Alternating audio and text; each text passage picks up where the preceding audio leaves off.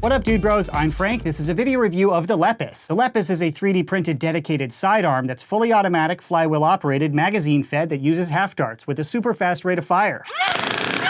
So it looks really tiny, but it packs quite an impressive punch in rate of fire and velocity. It looks like it was designed to be as small as possible to be a very practical sidearm. But keep that in mind, it's really not a primary, it's supposed to be an occasional use sidearm sort of blaster. And I recently reviewed the Woozy and I said this was really small. Look at that compared to the Lepus. Then throw in the Worker Phoenix, this Lepus blaster is ridiculously tiny. But first, I'd like to thank this video's sponsor, Raid Shadow Legends. Awesome champions, intense PvE and PvP content, and tactical upgrade systems. Sounds like a pretty good game, right? If I were to pick champions for my nerf squad, I'd pick Avenger. She's a high elf and seems pretty cool. Kalia. She's a tough barbarian and good at defense. And high heels in a melee fight is a bold move. I dig that. Abby's for her unique vibe. And Crypt Witch for her spooky energy and creepy mask. I would choose these champions for my squad due to their character and personality and stuff, obviously.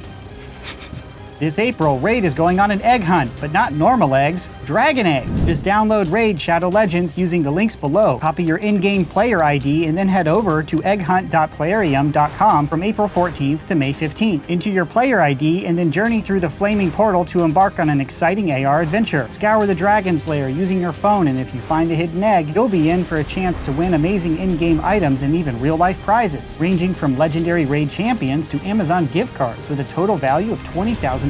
New players, use my link or scan the QR code on screen and get a free starter pack with all this cool loot. Thank you to Raid Shadow Legends for sponsoring this video. If you'd like to download their video game, check the link in the description box below. And I now return you to your regularly scheduled foam-flinging entertainment. External overview of the blaster, starting up at the front, there's no in-strike barrel lug. Below the muzzle are the two triggers. The lower one is the rev trigger, the upper one is the firing trigger. Interestingly, the triggers are the actual electronic switches. You're not interfacing with something that's 3D printed. You're just touching the actual electronic switch to activate the circuit. That really cuts down on size. This trigger module is so small. This shows how the designer was really emphasizing making it as absolutely tiny as possible. However, that does come with a cost. There's a reason why everybody doesn't do that. These triggers are much more difficult to actually touch. I can't actually use the pads of my fingers because there's too much flex in my fingers, so I have to poke at the triggers like this to activate them. So firing this blaster requires a slightly different grip. Not too big a deal, but definitely worth mentioning. Moving down to the grip, overall the grip itself is fairly comfortable, but the triggers being awkward do make the ergonomics of the blaster a little unusual. But you don't buy a blaster like this for like perfect, awesome ergonomics. You buy this because it's super tiny and it packs a wicked big punch. Moving down to the magwell, which is housed obviously inside the grip. This magwell is compatible with Worker Talon mags. I have the 15-round mag here. The blaster does work with the 18-round Talon mags, but keep in mind with a blaster of this rate of fire, sometimes these magazines don't feed perfectly. The 18-rounders work great in springers and lower rate of fire blasters, but in super high rate of fire blasters like this, 50 rounds a second by the way, they do hiccup a little. No feeding issues at all with the 15-rounders though, so they are recommended for this blaster. The Lepus does not have a magazine release. To get the mag out, you simply pull. A lot of the times you can tell by the sound that it clicks into place and it's seated properly, but I had quite a few issues with it not seating properly. I recently reviewed the Herja, which also has a magwell that doesn't have a magazine release, but this magwell is much better. It gives you a really nice click and you know your magazine is seated properly. There's more ambiguity with the Lepus and I don't really know if it's seated or not, and I have had a few times where I pulled the trigger but my mag wasn't seated so it didn't fire. So pay attention to that if you buy one. But I had no cases of the magazine falling out of the blaster when I was moving around or anything. It only came out when I pulled it out. Moving on, up top we have a Picatinny style rail up here, so if you wanted to mount something you could. And in the rear of the blaster here we have a toolless thumb screw. I really appreciate not needing a screwdriver to get into this, but when you unscrew this you can get into the battery area like so, and you can see pretty much all of the internals of the blaster. It's relatively simple, but it's really cleverly designed. And it's worth noting this battery tray is tiny. It's so small. This is the only battery I have that will fit into this blaster. This is such a small blaster and such a small battery tray. And this is wired up to a JST battery connector, which is new to me. So on the Frontline website they have a recommended battery. I'd really recommend you just purchase that one to make sure it fits. But also in here you can see the flywheels, the magazine feeding, and the feeding mechanism. It's a very simple blaster, but it works really well. And this battery area is not totally dummy proof, so make sure your wires don't get into the way of the feeding mechanism or you can cause a jam or something. That is an external overview of the Lepus. It's a surprisingly simple blaster. Put in the battery, load up your mag, hit the rev switch, pull the trigger, and pew pew. Now I'll show you the blaster firing.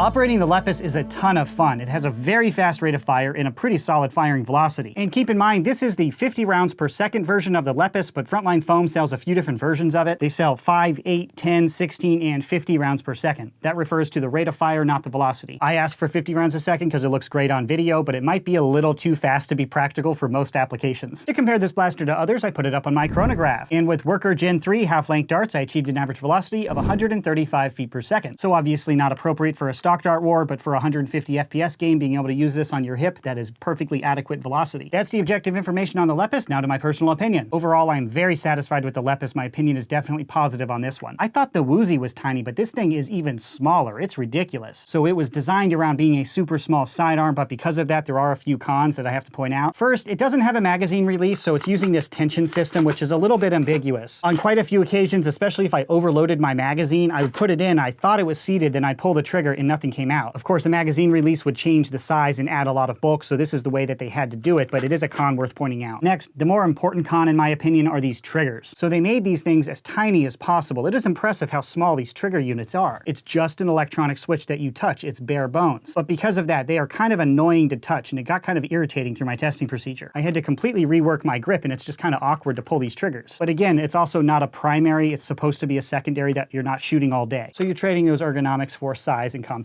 Another issue, it does not have a trigger guard, so if you tried to build a custom holster and you rested it in a holster, your rev switch might get tapped. Because of that, and because it doesn't have a front nose, this would be a harder blaster to holster anyways. So something like the magnetic holster system or some sort of clip-on system that you could attach a little clip right here, that would be perfect to then put it on your waist and whip it out when you need to. But it is definitely small enough to actually holster or clip on. You don't have to run this on a sling, which is way slicker and way cooler for a blaster like this. And the last complaint is not really a complaint, just a word of caution. The battery area is incredibly tight, and you really need to be careful with your wiring to make sure it doesn't interfere with the feeding mech. Not a big deal once you get used to it, but definitely worth noting. I wouldn't have minded a little 3D printed little barrier there to make sure my wires don't accidentally sneak up in there after a day of moving around in a holster or something. So those are my complaints, but overall, very positive opinion on the Lepus. Now to the question, to buy or not to buy. If you're looking for a full auto magazine-fed blaster that you can actually holster and you don't have to sling, yeah, definitely consider the Lepus. I'm complaining about stuff that was kind of necessary to make it as small as possible. That's what this blaster was designed for. If that's what you're looking for, yeah, definitely consider this one. There aren't many blasters in this class, and the important stuff, running reliably, shooting hard, and having a fun rate of fire, are all done extremely well. That's it for this video review. If you'd like to buy one, check out frontlinefoam.com. If you do buy one there, you can customize which colors you want it 3D printed in. Mine are again blue and orange, and I think it looks really good with the orange mags. And of course, thank you very much to Frontline Foam for sending over this sample for a review. That's it for this video. Thanks so much for watching, bros, and as always,